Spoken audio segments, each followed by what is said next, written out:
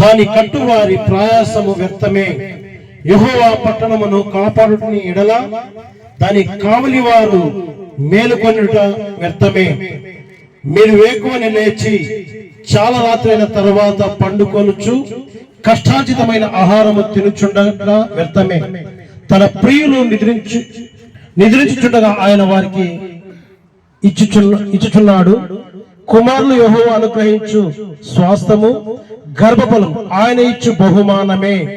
యవ్వన కాలమందు పుట్టిన కుమారులు బలవంతుని చేతిలో బాణముల వంటి వారు. వారితో తన అంబులతో పొదలు నింపుకొనిన వాడు ధన్యుడు. అట్టివాడు సిగ్గుపడక గుమ్మములో తమ విరోధులతో వాదించుదురు. దేవుడి యొక్క మాటలు దీవించును గాక. వాక్య పఠనము చేసినటువంటి వీరేష్ పాస్టర్ గారికి ప్రభునామ వందనాలు. ఈ సమయంలో మరి ఆ వాక్య ధ్యానం కొరకు మన మధ్యన ఉన్నటువంటి మరి జేసు పాస్టర్ గారు ప్రార్థన చేస్తారు. అందరి తలలు ఉంచి కళ్ళు ముచ్చుకున్నట్లయితే ప్రార్థన చేసుకుందాం.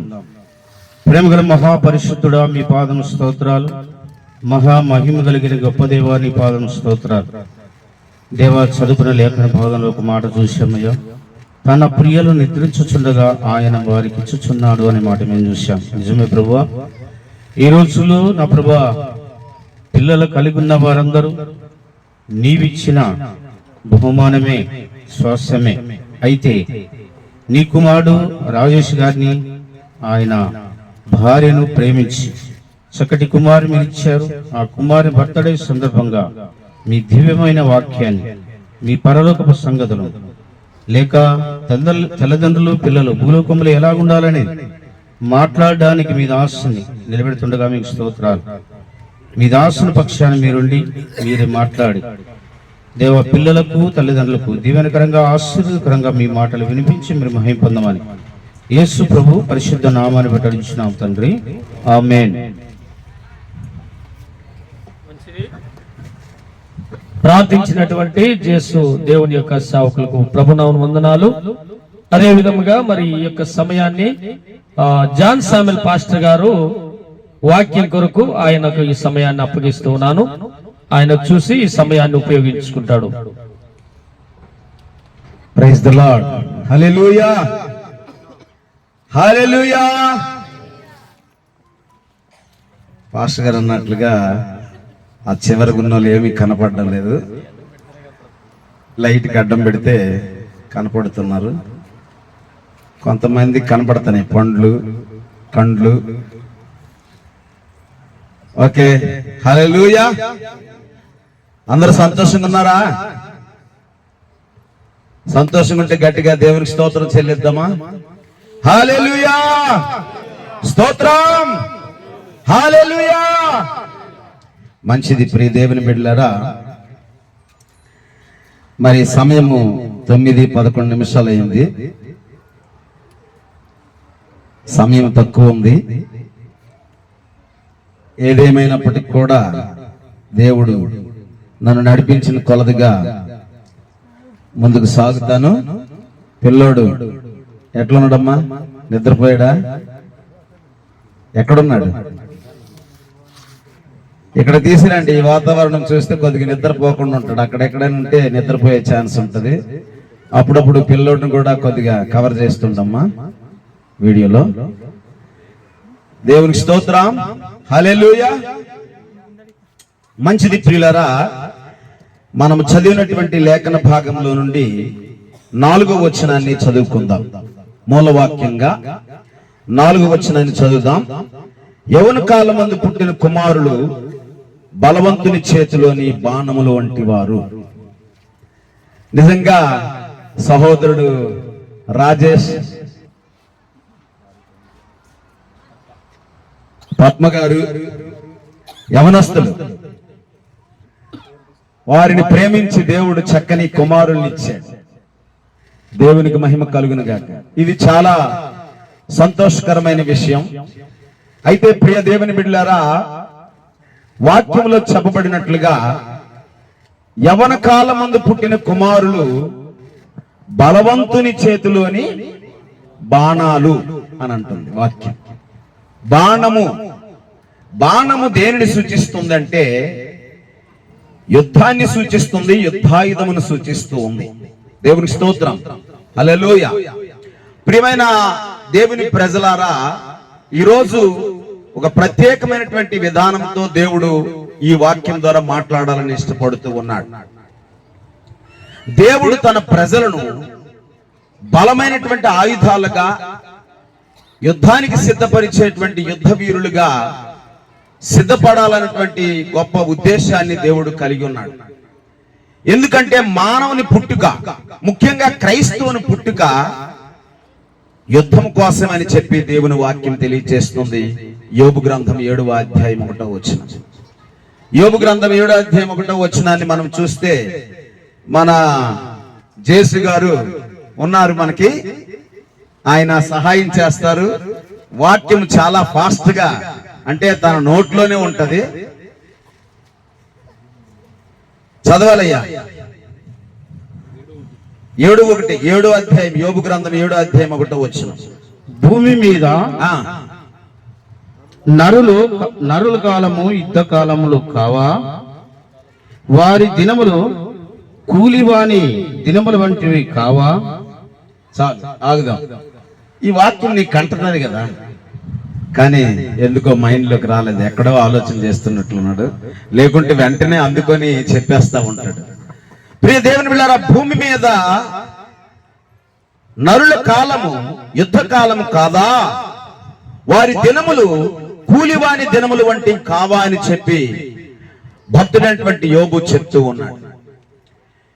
నరుల కాలము, ముఖ్యంగా నరులైనటువంటి వారు అందరి గురించి కాదు, కానీ ప్రాముఖ్యంగా క్రైస్తవుల యొక్క జీవిత కాలము యుద్ధ కాలము వంటిదే. ఈ యుద్ధ కాలము, మరి యుద్ధ కాలంలో యుద్ధం చేయాలి, కానీ కూర్చోవడమో పండుకోవడమో టైం పాస్ చేయటమో వీలు లేదు. యుద్ధానికి కావలసినటువంటి శక్తి సామర్థ్యతలన్నింటినీ కూడగట్టుకొని, యుద్ధానికి కావలసినటువంటి పదునైనటువంటి ఆయుధాలను సిద్ధం చేసుకొని పిల్లరా ముందుకు సాగాలి. క్రైస్తవుని జీవితంలో యుద్ధమే చాలా ప్రధానమైనది. యుద్ధము లేకుండా విజయము లేదు, విజయము లేకుండా ఆనందము లేదు. దేవుని స్తోత్రం కలుగునుగాక. కాబట్టి పిల్లరా, ఇప్పుడు మన రాజేష్ కుమారుడు, ఆయనే కావచ్చు, ఇక్కడ ఉన్నటువంటి పిల్లలు కావచ్చు, పెద్దవారం కావచ్చు, ఎవరమైనా గాని ప్రతి ఒక్కరము కూడా, మనమందరము కూడా యుద్ధానికి సిద్ధపడే వారముగా ఉండాలి అనేటువంటి విషయాన్ని నేను మీకు జ్ఞాపకం చేస్తూ ఉన్నాను. అందుకే పిల్లరా, దేవుని వాక్యం మనకి ఏమి నేర్పిస్తుందంటే, కీర్తనాకారుడు ఇలా మాట్లాడుతూ ఉన్నాడు. ఏమంటున్నాడంటే, కీర్తనల గ్రంథము 144వ కీర్తన 1వ వచనాన్ని మనం చూస్తే, నాకు ఆశ్రయదుర్గము యెహోవా, నాకు ఆశ్రయదుర్గముగు యెహోవా సన్నుతింపడును గాక. ఆయన నా చేతులకు యుద్ధమును, నా వ్రేళ్లకు పోరాటమును నేర్పువాడై ఉన్నాడు అని అంటున్నాడు. దేవునికి స్తోత్రం కలుగును గాక. ప్రియ దేవుని బిడ్డలారా, దావీదు భక్తుడికి చేతులకు యుద్ధము నేర్పిస్తున్నాడు, వ్రేళ్లకు పిల్లరా పోరాటాన్ని నేర్పిస్తున్నట్లుగా ఆయన తెలియజేస్తున్నాడు. ఎందుకంటే పిల్లరా, దావీదు ఒక రాజ్యం కలిగి ఉన్నాడు, ఆ రాజ్యానికి రాజుగా ఉన్నాడు.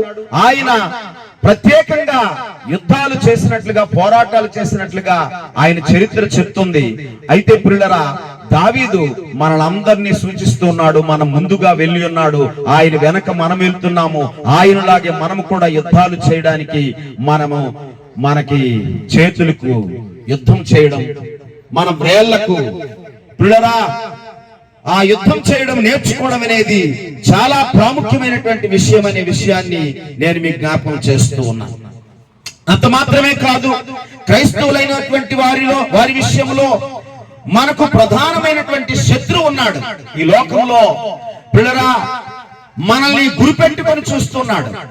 వాని గురించి ఇలా వ్రాయబడింది, వాడు మన విరోధి అయినటువంటి అపవాది వాడు గర్జించిన సింహం వలె ఎవరిని మృంగుదునా అని చెప్పి వాడు తిరుగులాడుచు ఉన్నాడు. పిల్లరా, ముఖ్యంగా క్రైస్తవ పిల్లలు మృంగడానికి తిరుగులాడుచు ఉన్నాడు. ఎందుకంటే ఈ లోకములో ఎవరు వాడికి శత్రువులు లేరు. వానికి ఉన్నదంతా క్రైస్తవుడే, క్రైస్తవ కుటుంబమే, క్రైస్తవ సంఘమే. సాతాను యొక్క శత్రువు, మన విరోధి అయినటువంటి అపవాదికి మనమే శత్రువులు తప్ప ఇంకెవరు కాదు. వారి మీదే వాడు గురి పెట్టుకొని ఉన్నాడు. వారిని అంతము చేయడము వారి లక్ష్యమై ఉన్నది. వారి యొక్క ఉద్దేశము పిల్లరా, ప్రతి క్రైస్తవుడు నాశనము కావాలన్నదే వాని యొక్క ఉద్దేశము, గురి అనే విషయాన్ని నేను మీకు జ్ఞాపకం చేస్తూ ఉన్నాను. అందుకే పిల్లరా, వ్రాయబడినటువంటి మాటను బట్టి మనం చూస్తే వాడు మన విరోధి అయిన అపవాది అని వ్రాయబడి ఉన్నది. వాడు గర్జించిన సింహం వలె ఎవరిని మృంగుదునని వెతుకుచున్నాడు అనే వాక్యం చెప్తుంది. అంత మాత్రమే కాదు, అపొస్తలుడైనటువంటి పౌలు కూడా ఈ విధంగా చెప్తూ ఉన్నాడు. ఎఫెసీయులకు రాసిన పత్రిక 6వ అధ్యాయము 12వ వచనం ఏమని వ్రాయబడుతుందంటే, దయచేసి నాకు కొంచెము చదివి సహకరించండి త్వరగా. ఎఫెసీయులకు రాసిన పత్రిక 6వ అధ్యాయం 12వ వచనం, ఏలయనగా మనం పోరాడినది శరీరంతో కాదు, శరీరులతో కాదు గాని, మనం పోరాడేది శరీరులతో కాదు గాని ప్రధానులతోనూ అధికారులతోనూ ప్రస్తుత అంధకార సంబంధులకు లోకనాథులతోనూ ఆకాశ మండలమందున్న దురాత్మల సమూహంతోనూ పోరాడుచున్నాము. మన పోరాటము శరీరము కలిగినటువంటి వ్యక్తులతో కాదు. శరీరము కలిగిన వ్యక్తులు అనుకోండి, వాళ్ళకి మనకి తకాపోరుగా మనం పోరాడొచ్చు. పిల్లరా, మనము దురాత్మల సమూహముతో పోరాడుచున్నాము. కాబట్టి ఈ పోరాటంలో మనదే పై చేయి కావాలి, మనదే విజయం కావాలి. మనది విజయం కావాలి అంటే ఖచ్చితంగా మనము పదునైనటువంటి బాణాలుగా మారాలి. హల్లెలూయా, హల్లెలూయా. పదునైనటువంటి ఆయుధాలుగా మారాలి. ఆయుధం అనేది పిల్లరా నాణ్యమైనది గాను, బలమైనది గాను, పదును గలదిగా ఉండాలి. దేవుని స్తోత్రం, హల్లెలూయా. ఎలా ఉండాలి ఆయుధము? బలహీనంగా ఉండకూడదు, నాణ్యత లేనిదిగా ఉండకూడదు, పిల్లల పదును లేనిదిగా ఉండకూడదు. అలాంటి ఆయుధాలు ఏది సాధించలేవు గాని నాణ్యత కలిగిన ఆయుధమై ఉండాలి. తరువాత బలమైనదిగా ఉండాలి, తరువాత పదును గలదిగా ఉండాలి. అలాగా ప్రతి క్రైస్తవుడు వారికి దేవుడిచ్చినటువంటి పిల్లలను పదును పెట్టాలి. చప్పట్లు కొట్టండి గట్టిగా, హల్లెలూయా, హల్లెలూయా. పదును పెట్టాలి. దేవుని వాక్యపు వెలుగులో వారిని సాన పెట్టాలి. ప్రియులారా, మనకు దేవుడు ఎందుకు ఇచ్చాడు వారినంటే, మనము మన శత్రువుపై విజయం సాధించడం కోసం. దేవుని స్తోత్రం, హల్లెలూయా.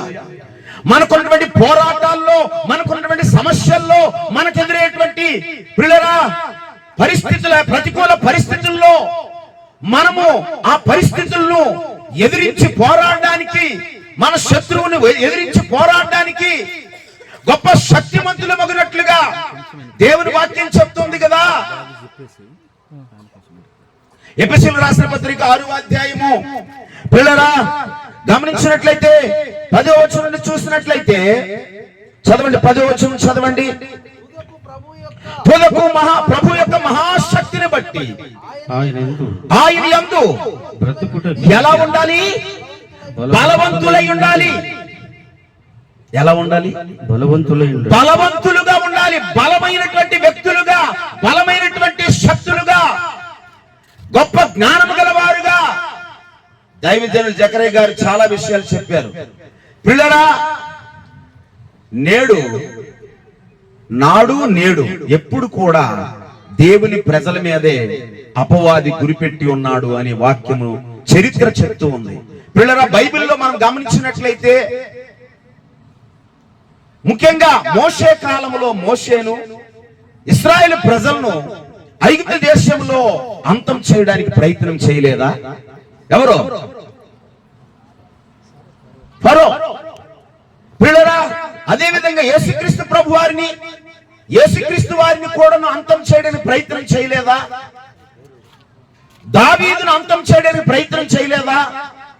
ఎవరైతే దేవుని చేత వాడబడడానికి దేవుని ప్రణాళికలో ఉన్నారో వారి మీద సాతాను గర్జించ సింహం వలె పనిచేస్తున్నాడు, తిరుగుతున్నాడు. వాడు ఎవరిని మృంగుదునని వాడు వెదుకుచూ తిరుగుతున్నాడని వాక్యం సెలవిస్తుంది ప్రియులారా.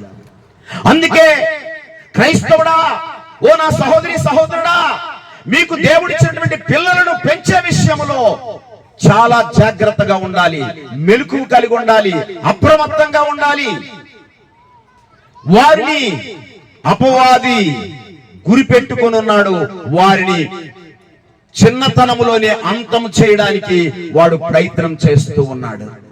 ప్రియ దేవుని బిడ్డలారా, నాకు ఈ విషయము దాదాపు ఒక 15 రోజులుగా ముందుగానే నేను చెప్పాడు. అయ్యగారు, ఇట్లా మా అబ్బాయి బర్త్డే జరుపుతున్నాం, మీరు రావాలి వాక్యం చెప్పడానికి. ప్రార్థన చేసుకుంటూ వస్తున్నా. పిల్లరా, నిన్నటి దినము దేవుని సన్నిధిలో మరింత ఎక్కువగా ప్రార్థన చేసి నేను దేవునికి వాక్యము ఏం చెప్పాలి ప్రభు అని అడిగినప్పుడు ఈ విషయాలన్నీ చెప్పమని చెప్పి దేవుడు నాతో మాట్లాడినాడు. పిల్లలు, ఈ వాక్యం చూపించాడు దేవుడు నాకు.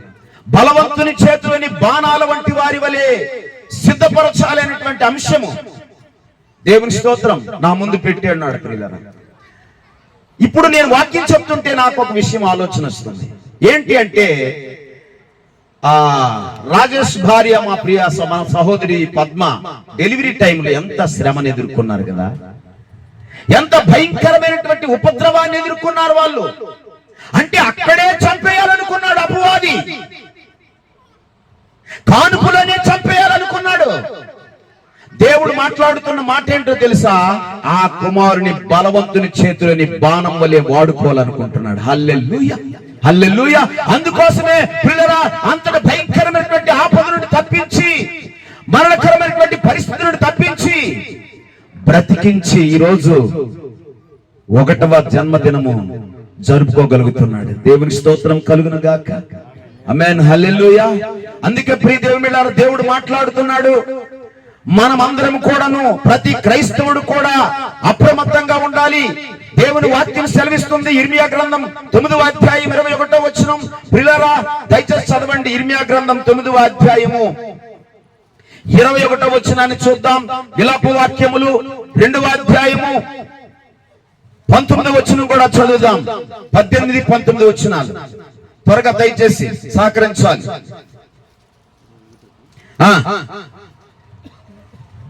వీధులలో పసిపిల్లలు లేకుండా, వీధులలో పసిపిల్లలు లేకుండానట్లు, రాజమార్గములలో యవ్వనస్తులు, చదువయ్యా,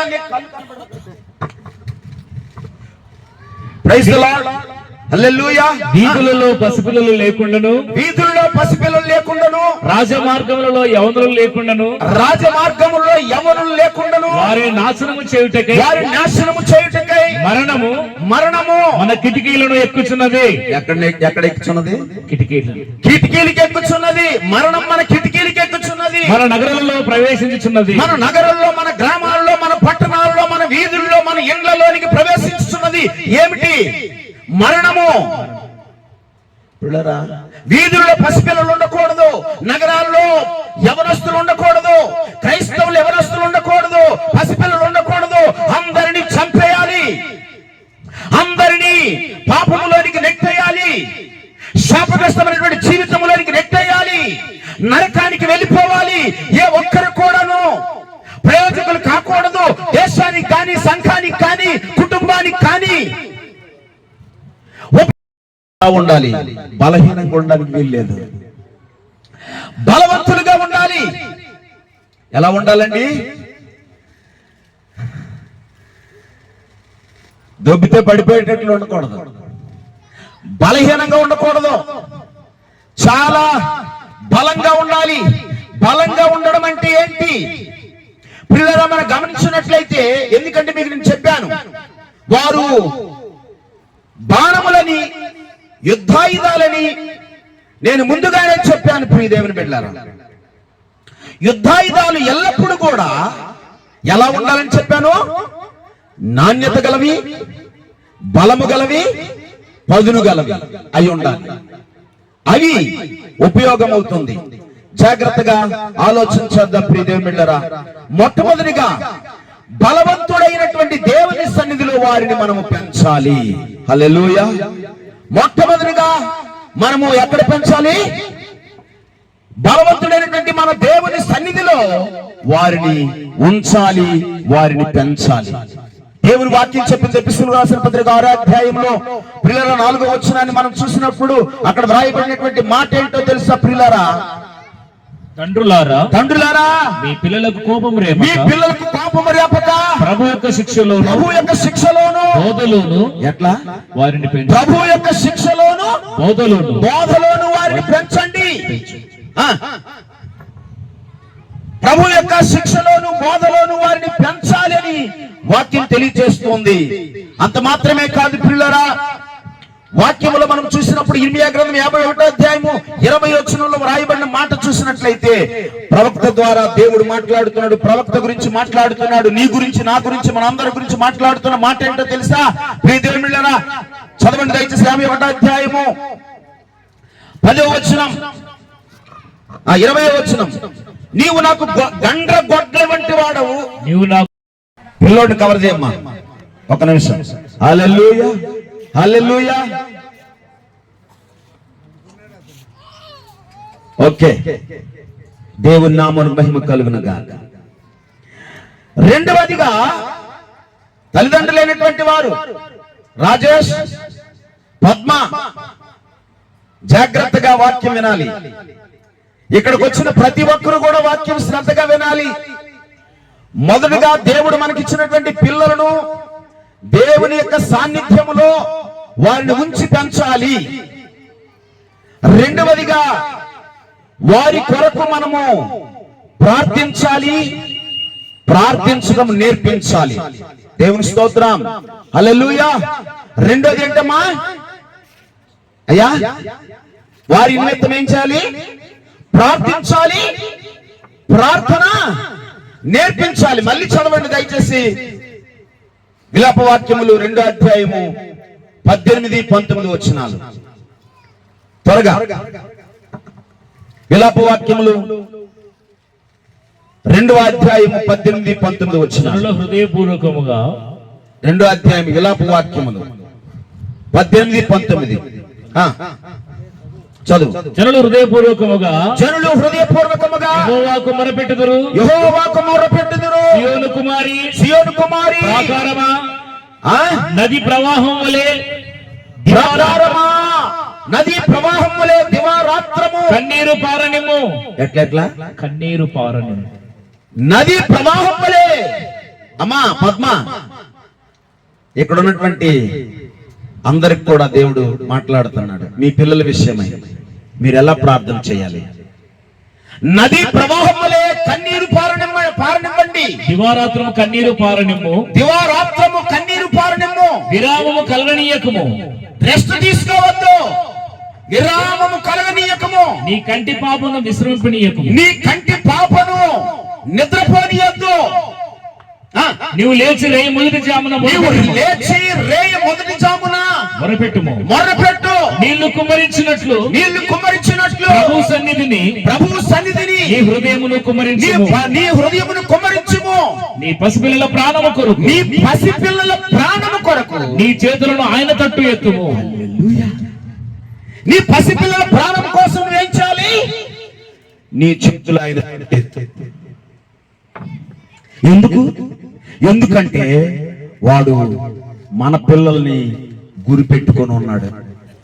ఎప్పుడు మృంగుదునా, ఎలా మృంగాలి అని వాడు అనేక ప్రణాళికలు సిద్ధం చేసుకుంటున్నాడు, అనేక ప్రయత్నాలు చేస్తున్నాడు.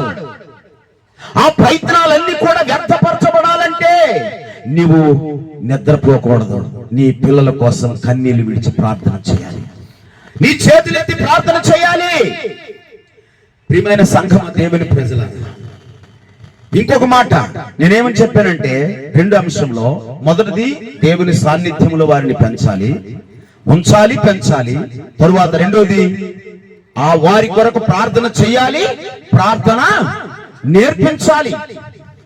ప్రార్థన నేర్పించాలి. ఇర్మియా గ్రంథం 9వ అధ్యాయము, ఇర్మియా గ్రంథం 9వ అధ్యాయము 20వ వచనం చదవండి దయచేసి. 19 నుండి చదువుదాం, 19 నుండి చదువుదాం. నీవు లేచి,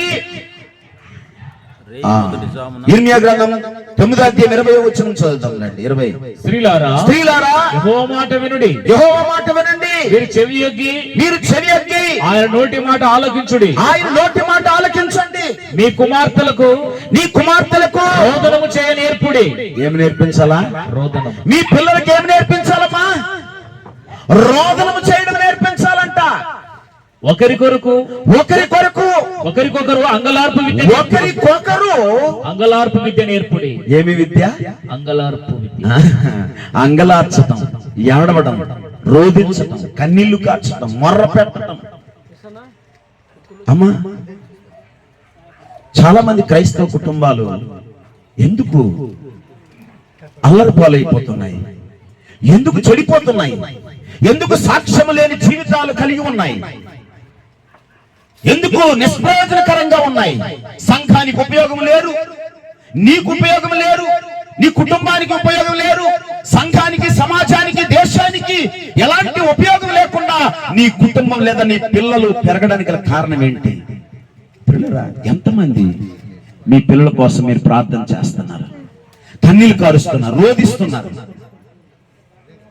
దైవజనులు వారి పిల్లల విషయమై చెప్తున్నప్పుడు నాకు చాలా సంతోషం అనిపించింది. దేవునికి మహిమ కలుగును గాక. ప్రియ దేవుని సంఘమా, దేవుని ప్రజలారా, గమనించండి. మీరు మీ పిల్లల నిమిత్తమై ప్రార్థించాలి, ప్రార్థన చేయడము నేర్పించాలి. ఇది రెండవది. మూడవదిగా మీకు నేను చెప్పే అంశం, పిల్లలు గమనించండి, బోధించాలి. ఏం చేయాలి? వాళ్ళకి బోధించాలి, వాక్యమును బోధించాలి. అంటే దేవుని మార్గాలను బోధించాలి, దేవుని మార్గాలను వారికి ఉపదేశించాలి. పిల్లరా, వాక్యమును నేర్పించాలి. వాక్యము నేర్పించాలి అంటే వాక్యమును పిల్లరా కంటతా చేయించాలి, వాక్య ప్రకారము జీవించడం వాళ్ళకి నేర్పించాలి. హల్లెలూయా, హల్లెలూయా. వాక్యం ఇంకా కంటతా చేసేది కాదు, ప్రతిది కూడా నీవు రోల్ మోడల్ గా ఉండి వాళ్ళని నీ వెనక నడిచేటట్లు చేయాలి. హల్లెలూయా, హల్లెలూయా. మంచి మాదిరిగా, ఒక మంచి తండ్రిగా, మంచి తల్లిగా, దైవభక్తి కలిగినటువంటి, దైవ చిత్తానుసారమైనటువంటి జీవన విధానాన్ని నీవు కలిగి ఉండి నీ పిల్లలు నీ వెంట వచ్చేటట్లు చేయాలి. భక్తి మార్గంలోనికి రావాలి. అంటే అది దేవుని వాక్యము ద్వారానే అది సాధ్యమవుతుంది సమా. ఇంకొక మార్గము లేదు, ఇంకొక ఉపదేశము లేదు. దేవుని వాక్యమే నీ పిల్లలను దిద్దగలదు, నీ పిల్లలను నడిపించగలదు. అందువలనే నీవు దేవుని వాక్యాన్ని వారికి బోధించాలి, వారితో మాట్లాడుతూ ఉండాలి. దేవుని వాక్యం చెప్తుంది పిల్లలు గమనించండి. ద్వితీయోపదేశకాండం 6వ అధ్యాయము 6వ వచనం నుండి చదువుతాం.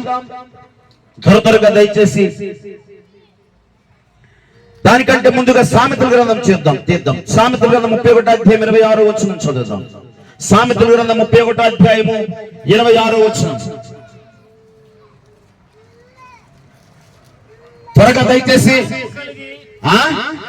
జ్ఞానము కలిగి తన నోరు తెరచును, కృపద గల ఉపదేశము ఆమె బోధించును. ఎవరో? తల్లి, గుణవతి అయిన తల్లి, గుణవతి అయిన బుద్ధిమంతురాలైన జ్ఞానవంతురాలైనటువంటి తల్లి, తండ్రి. పిల్లలకు బోధ చేయాలి, బుద్ధి నేర్పాలి, జ్ఞానము నేర్పాలి, వాక్యము నేర్పాలి, వాక్య ప్రకారంగా నడుచుకున్నట్టుకు వారికి నేర్పించాలి. ఇది మన బాధ్యత.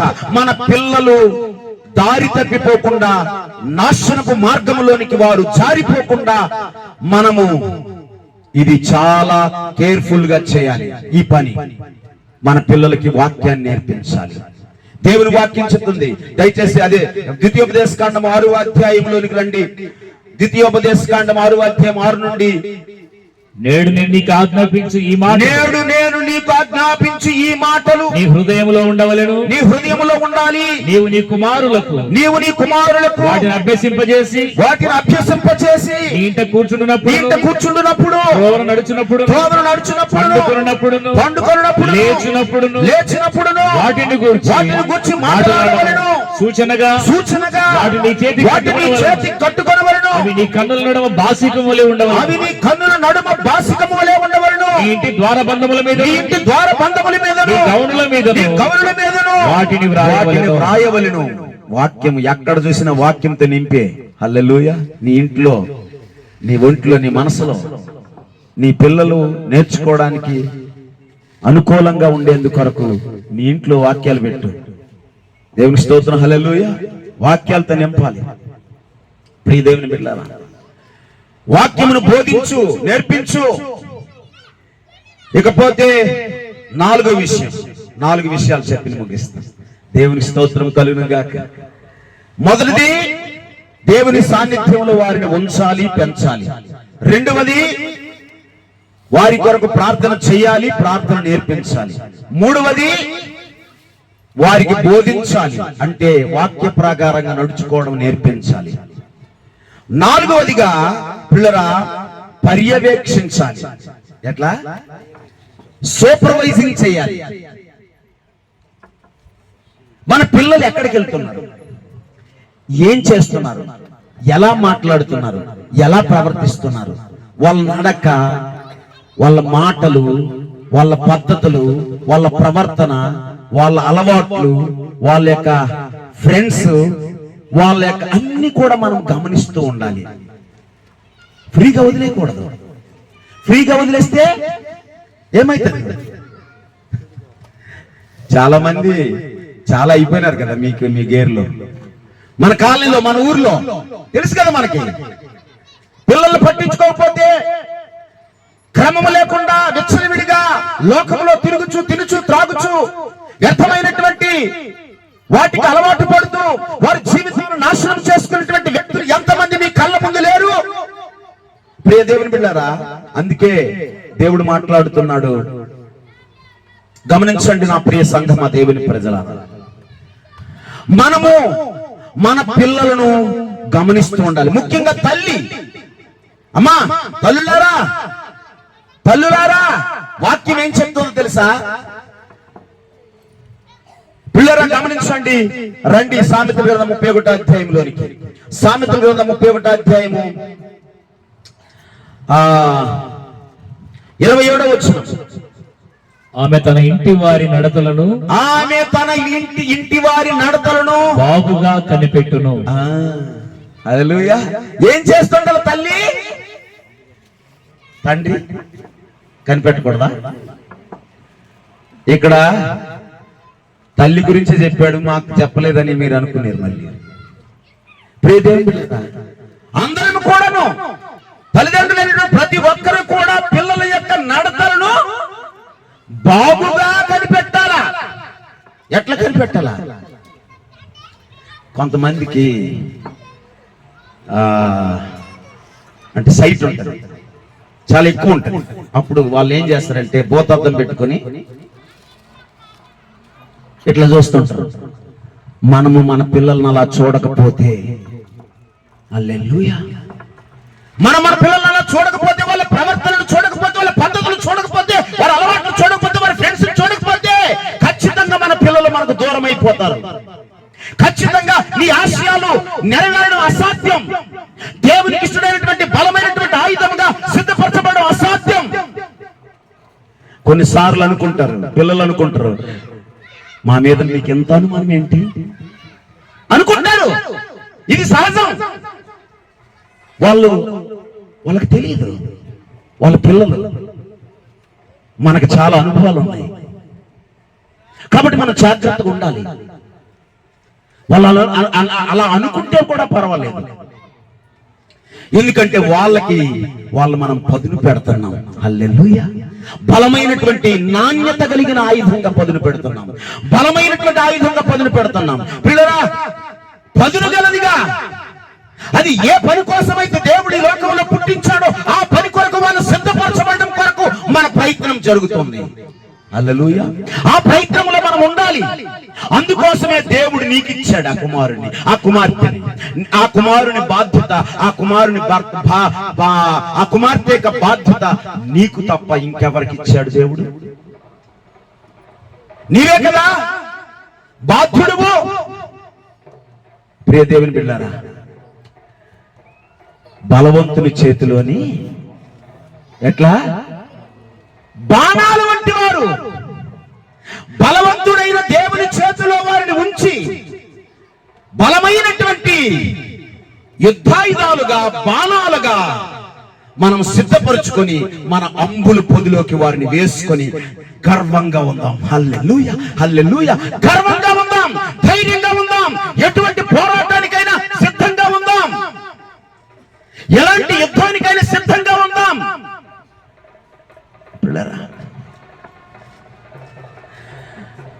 లేకపోతే నీవు తల వంచుకోవాల్సి వస్తుంది, సిగ్గుపడాల్సి వస్తుంది.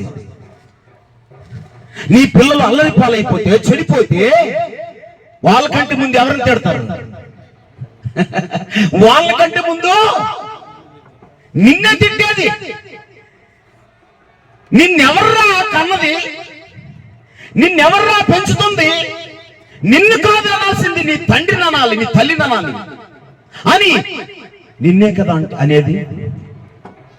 సిగ్గుతో తల వంచుకునేది నీవా వాళ్ళకి తెలీదు. యవ్వన కాలము, ఆ వయసు వచ్చినప్పుడు వారిని అదుపు చేయడం చాలా కష్టం. కానీ మనము దేవుని వాక్యపు వెలుగులో వారిని పెంచుతూ ఉండాలి, దేవుని సన్నిధిలో వారిని పెంచుతూ ఉండాలి, వాళ్ళ కొరకు నిరంతరాయంగా ప్రార్థన చేస్తూ ఉండాలి, మొర్ర పెడుతూ ఉండాలి. అప్పుడే నీవు అనుకున్న కలలు సాధ్యమవుతాయి, నీవు అనుకున్నటువంటి ఆశయాలు సాధ్యమవుతాయి. వారు ఏ గమ్యానికి చేరుకోవాలని నీవు ఆశిస్తూ పెంచుతున్నావో అది వారు చేరుకోవడాన్ని చూసి మహానందముతో ఎగిరి గంతేసే సమయం వస్తుంది. ప్రియ దేవుని బిడ్డలారా, అలా కాకపోతే గనక నిరాశ మిగులుతుంది, తిట్లు మాత్రమే, శాపనార్థాలు మాత్రమే వస్తాయి నీకు, నీ పిల్లలకు. ఇది అపవాది యొక్క తంత్రము, అపవాది యొక్క తంత్రము. ఎవరిని వాడు గర్జించిన సింహం వలె తిరుగులాడుచున్నాడు గనక చేతి చిక్కకుండా ఉంటున్నట్లుగా మనం చాలా అప్రమత్తంగా ఉండాలి మన పిల్లల్ని పెంచడం విషయంలో.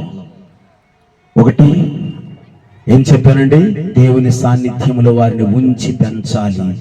రెండోది, వారి కొరకు ప్రార్థించి ప్రార్థన నేర్పించాలి, వారికి బోధించాలి, వారికి అంటే దైవ చిత్తానుసారముగా వారు జీవించేటట్లుగా, నడుచుకునేటట్లుగా వారికి నేర్పించాలి. పిల్లరా, నాలుగవది ఏం చెప్పానండి, దైవ చిత్త పర్యవేక్షించాలి. ఏం చేయాలి? వారిని గమనిస్తూ ఉండాలి, వారిని దిద్దుతూ ఉండాలి, వారిని సరిదిద్దుతూ ఉండాలి, చక్కపరుస్తూ ఉండాలి. ఇది ఇలా మనము చేయగలిగితే మన పిల్లలు దేవునికి, సంఘానికి, మనకు, సర్వలోకానికి ఆశీర్వాదకరంగా మారుతారు. అలాంటి కృప దేవుడు మనకందరికీ దయచేయను గాక. దేవుడి మాటలు మన వెనుకల్లో ఆశీర్వదించును గాక. అందరూ దయచేసి మోకరించండి, ప్రార్థన చేద్దాం.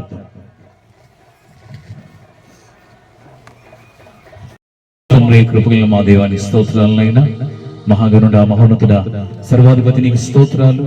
నిరాశలు సామెలయ్య గారి దైవజనుల యొక్క కుటుంబంలో దగ్గర ప్రభు చక్కగా తండ్రినైనా ఈ యొక్క కార్యక్రమాన్ని నడిపిస్తున్న గొప్ప దేవానికి స్తోత్రాలు. నీ యొక్క దాసుల ద్వారా అద్భుతంగా మీరు మాట్లాడినందుకు స్తోత్రాలు.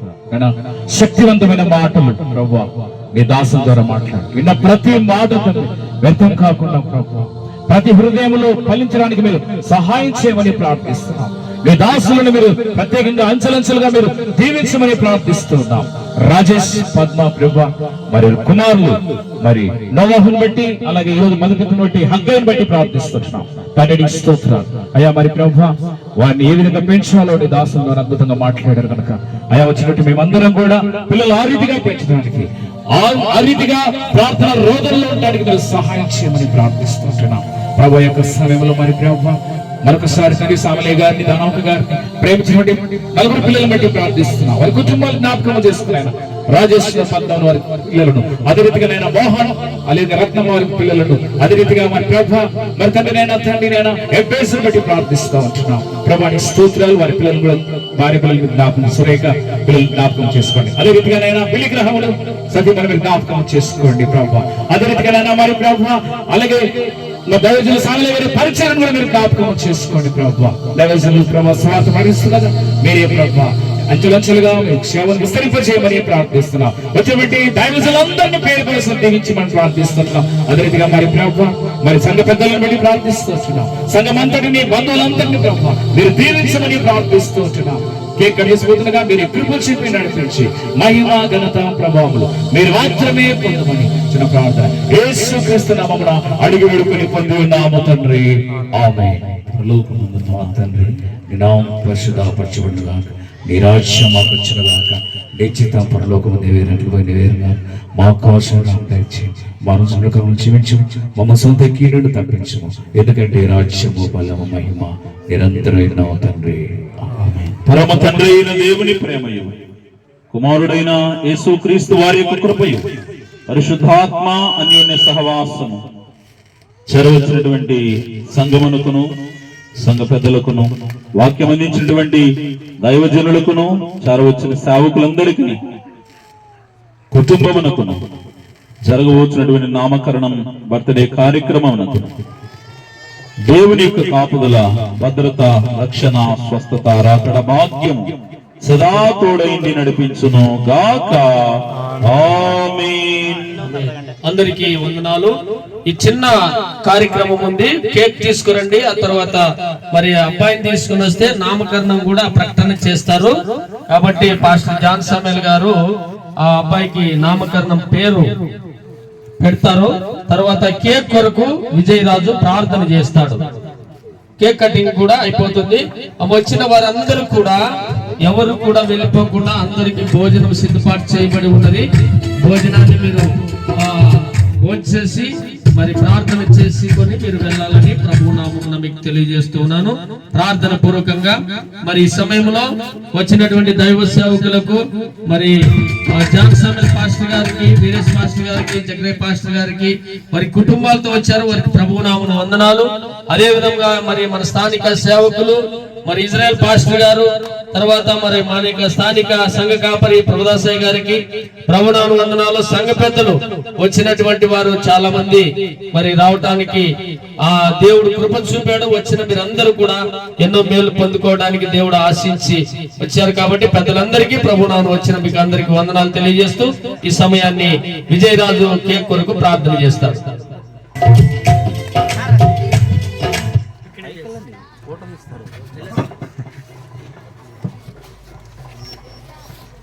అందరూ తలలు వచ్చి మోకరించినట్లయితే కేక్ ప్రార్థన చేద్దాం. కృపా సత్య సంపూర్ణ వంటి మా ప్రియ పరలోకపు తండ్రి, నీ ఘనమైన, శ్రేష్టమైన, పరిశుద్ధమైన నామమునకు స్తుతులు, మహిమ, ఘనత, ప్రభావములు యుగ యుగములు నీకే చెల్లునుగాక నాయన. ఇదిగో తండ్రి, రాత్రికాల సమయంలో మీ దాసుల ద్వారా నాయన మీరు అనేక